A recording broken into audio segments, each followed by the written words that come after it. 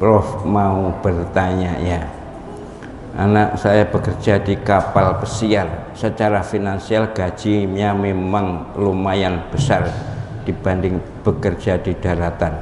Tapi yang jadi permasalahan lingkungan kerja yang tidak mendukung, baik sesama rekan kerja atau para tamu yang datang untuk berlibur. Mohon maaf, bisa dikatakan banyak bergaul bebas. Terkait dengan pekerjaan anak saya, jam kerjanya tidak beraturan sehingga waktu sholat pun kadang terbengkalai. Panjang sekali.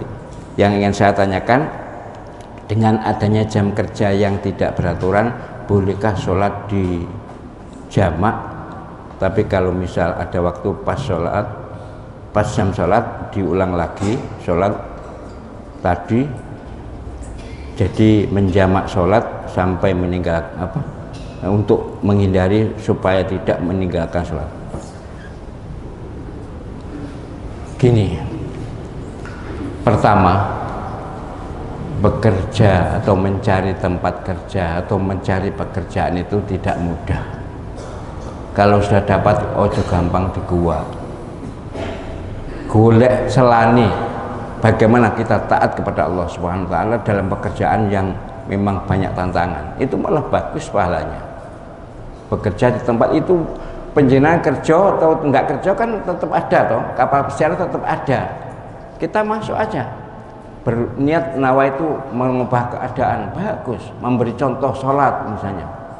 Tapi nek sampai gak sholat, gak iso sholat, harus ditinggalkan. Pekerjaan itu jangan sampai menyebabkan tidak sholat. Kalau soal jamak boleh, tapi ngulang ndak usah, ya jamak saja lah, dijamak saja. Selamanya ya kalau ya tidak lah ya kan mesti ada shift-shiftnya atau ada jam kerjanya. Tapi intinya orang bekerja di tempat kerja yang tidak beraturan, katakanlah begitu, atau jam kerjanya tidak beraturan, boleh menjamak sholat. Mazhabnya Imam Ahmad bin Hanbal rahimahullah. Wis tak dudui mazhabe ben rohi. Engko nek liya-liyane kok gak oleh. Jadi prinsipnya gitu. Jadi dalam keadaan begitu boleh menjamak sholat daripada meninggalkan sholat. Apa nanti diulang? Jangan, tidak diulang. Al aslu fil amri la yaqtadi takror. Pada dasarnya perintah itu tidak menuntut pengulangan. Kakan pola ngulang itu. Wis dijamak ya wis. Pun gak usah diulang.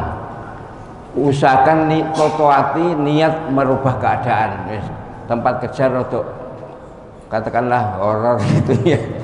Misalnya ya sudah, kuatkan hati dan beri contoh yang baik pada teman kerja yang lain sambil berdakwah. Apakah berpengaruh dengan gaji yang diterima? Soal itu saya tidak tahu. Apakah gaji itu bersih atau enggak, itu terserah. Sama dengan guru, sama dengan dosen, sama dengan apapun pekerjaan itu kan enek aromanya tuh, enek tanda tangan buta bareng, tanda tangan abu-abu, tanda tangan botong bareng kan ada tuh di mana-mana. Tergantung bagaimana kita menyikapi. Kalau kita tahu itu kurang bersih, banyak-banyaklah sedekah. Apakah sebaiknya anak saya resign, mengundurkan diri? Jangan, cari pekerjaan itu sulit gimana. Nah, kalau resign ya sebenarnya boleh aja, pilihan itu mengundurkan diri itu pilihan, tapi kan cari pekerjaan juga susah. Sekali lagi niatkan dakwah. Ini kapal pesiar banyak maksiat, sudahlah usahakan beri contoh konsisten istiqomah sholat 5 waktu, zikir, ditunjukkan pada orang-orang teman sekerja, bagus. Saya tak sholat sih misalnya, tunjukkan bahwa ini waktu sholat, ini waktu Jumatan, itu dan dalam hal melaksanakan niki sholat itu ketokno, aja mendelik, ketokno, Ketokno apa Mas? Kelihatan, baik tampakkan ya, tampakkan biar orang tahu. Yang penting sono hati lo ya, ojo sampai riak, ojo sampai pamer tapi niat dakwah. Ini penting ini yang mirip-mirip begini mungkin ya.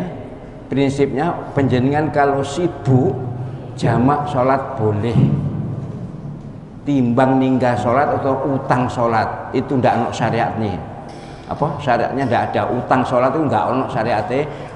Oh tinggal sholat apa meneh dimurkai Allah SWT.